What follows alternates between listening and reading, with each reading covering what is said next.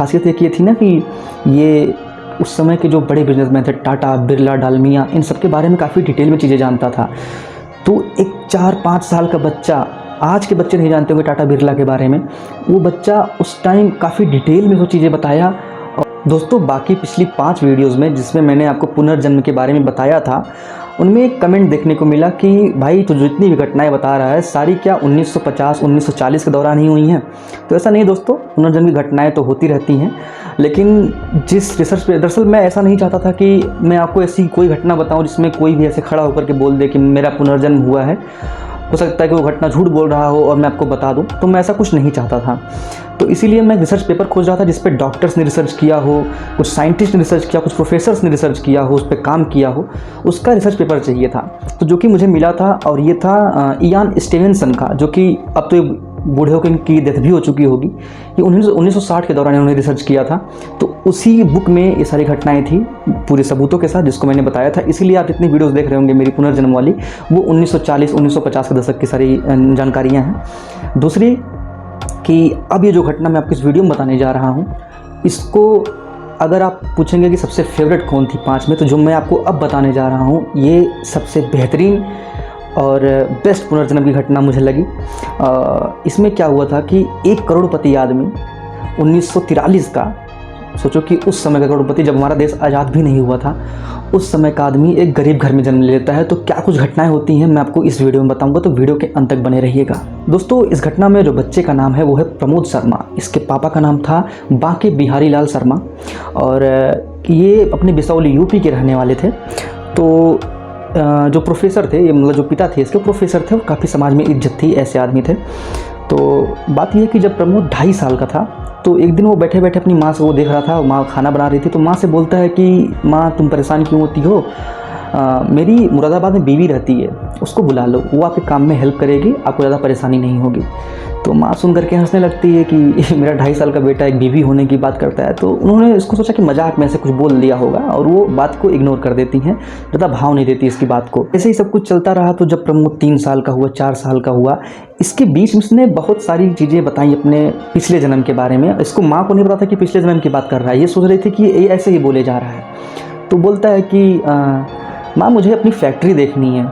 तो बोलते हैं कौन सी फैक्ट्री? बोलती है जो मेरे मुरादाबाद में है, सहारनपुर में है, मेरी बिस्किट की फैक्ट्री है, सोडा की फैक्ट्री है। तो माँ फिर इग्नोर कर देती है कि ऐसे ही बोल रहा होगा, लेकिन अभी जिद करने लगा वहाँ जाने की कि मुझे दिखाओ एक बार मेरी फैक्ट्री कैसे चल रही है। तो पूछती है तुम्हारी फैक्ट्री का नाम कुछ था? तो बोलता है कि मोहन ब्रदर्स करके हमारा बिजनेस था।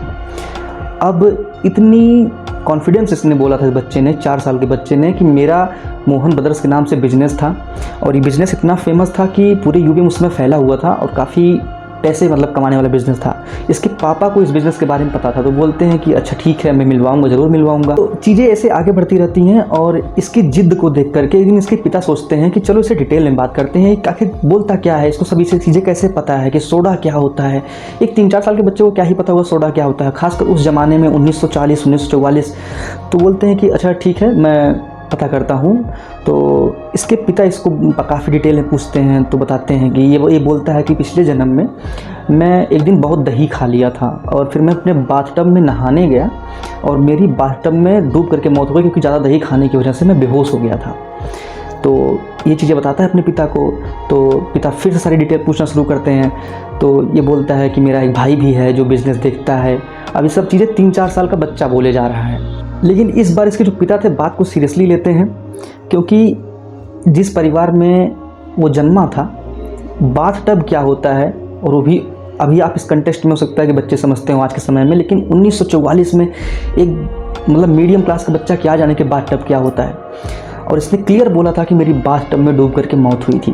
तो ये जाते हैं, दरअसल बिज़नेस काफ़ी फैला हुआ था, काफ़ी फेमस लोग थे जो उसके पिछले जन्म के परिवार वाले थे। तो जाते हैं वहाँ पे, तो ज़्यादा खोजने में दिक्कत नहीं होती है, और उसका जो भाई था वहाँ पे मिलता है। इनके पिता जाते हैं वहाँ पे, तो बोलते हैं कि आप ही मोहन जी हैं, आपसे मिलना था। तो यही सब था, अपॉइंटमेंट लेकर के पहुँचते हैं, सब चीज़ें होती हैं। तो बोलते हैं कि क्या आपका कोई भाई था? तो ये चौंक जाते हैं, क्योंकि उनके भाई के बारे में आज 3-4 साल 5 साल बाद कोई ऐसी बात कर रहा था। कहते हैं जी मेरा भाई था, एक परमानंद मेहरा नाम था। क्यों, क्या हुआ, क्यों पूछ रहे हैं आप ये सब चीज़ें? मोहन मेहरा बताते हैं कि जी हाँ, 9 मई 1943 को मेरे भाई की टब में डूबने से मौत हो गई थी। हालांकि भाई को ये नहीं पता था कि उन्होंने ज़्यादा दही खा ली थी और दही खाने की वजह से बेहोश हो गए थे, तब जाकर के डूब के मौत हुई थी। उनको केवल इतना पता था कि मेरा भाई डूब गया था और टब में मर गया था। तो वहाँ पे कई चीज़ें और पता चलती है कि ये केवल बिस्किट और सोडा ही नहीं बनाते, इनके 2-2 होटल्स चलते हैं, 3 सिनेमा घर हैं। अब दोस्तों आज के टाइम में सिनेमा घर होना उतनी बड़ी बात नहीं है, लेकिन 1944-45 में, 46-47 में कितनी, जब देश आज़ाद नहीं हुआ था उस समय कोई सिनेमा घर का मालिक हो तो क्या ही मतलब रुतबा रहा होगा उस टाइम। तो उस परिवार के ये लोग रहने वाले थे। बांके बिहारी जी कहते हैं कि मेरा एक 5 साल का बेटा है, वो कहता है कि वही परमानंद मेहरा है, यानी आपके पिछले जन्म में भाई था, और वो आपके बिज़नेस के बारे में बहुत डिटेल में बताता है सारी चीज़ें। एक बार आपसे मिलना चाहता है।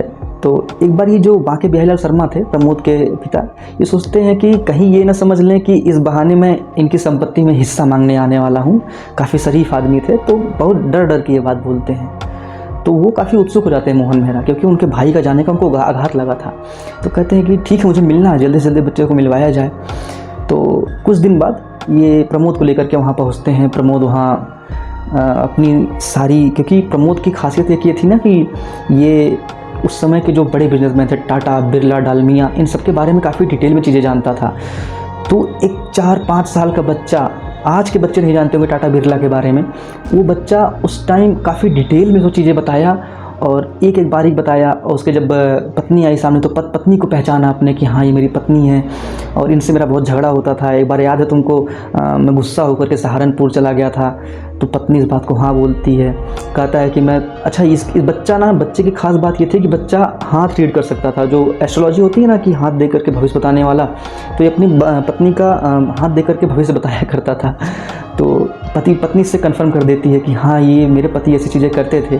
परमानंद के बच्चे यानी पिछले जन्म में प्रमोद के जो बच्चे थे वो इनके सामने आते हैं, तो वो लोग मस्ती में पूछते हैं कि मैं क्या बोलूँ आपको। तो कहता है कि मैं अपना नाम वाम नहीं बताऊंगा, तुम लोग मुझे पापा बोलते थे, पापा ही बोलोगे। अपने दोनों बच्चों को बोलता है। तो परिवार वालों में काफ़ी कॉन्फिडेंस आ जाता है कि शायद इनका पुनर्जन्म हुआ है परमानंद जी का प्रमोद के रूप में। तो प्रमोद के अंदर बचपन से कई चीज़ें देखी जाती थी। इसने अपना खेलने के लिए मिट्टी की बेकरी बनाई हुई थी, जहाँ पे ये मिट्टी की बिस्किट बनाता था, घर वालों को परोसता था। और दूसरा, ये अपने पापा से वो झगड़ा करता था कि तुम लोग कितने गरीब हो, मुझे ये नहीं दे पा रहे, वो नहीं दे पा रहे हो, मेरे पुराने घर चलो, मैं वहाँ पे दिखाऊंगा। अब दरअसल दोस्तों ऐसा नहीं था कि ये बांके बिहारी लाल जी का परिवार गरीब था, गरीब नहीं था। ये प्रोफेसर थे, सरकारी प्रोफेसर थे और पैसे अच्छे आते थे, इनकी इज्जत थी। लेकिन अब वो करोड़पति परिवार से इसमें आया था, तो क्या ही पता चलता। तो काफ़ी कंप्लेन करता था इन चीज़ों को लेकर के। बाद में इसने कई और सबूत दिए अपनी प्रॉपर्टीज़ के बारे में, मेरी प्रॉपर्टीज़ कहाँ कहाँ हैं, और काफ़ी चीज़ें बिज़नेस के बारे में। तो अंत में इसने कन्विंस कर दिया था उस परिवार को कि हाँ मैं ही परमानंद मेहरा हूँ, मेरा पुनर्जन्म हुआ है प्रमोद के रूप में। बाद में धीरे धीरे जैसे ये बड़ा हुआ तो इयान स्टीवेंसन, जिन्होंने इसका रिसर्च किया था, इससे मिलने पहुँचे थे। तो ये काफ़ी बड़ा हो गया था और इसकी सरकारी जॉब लग चुकी थी,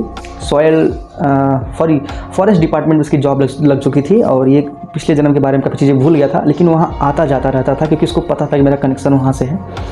तो दोस्तों ये कहानी थी हमारे प्रमोद भाई की, और उम्मीद करता हूँ आपको पसंद आई होगी। तो वीडियो पसंद है, वीडियो को लाइक कर दीजिएगा, चैनल सब्सक्राइब कर दीजिएगा। मिलता हूँ अगले वीडियो में, अपना ख्याल रखना, नमस्कार।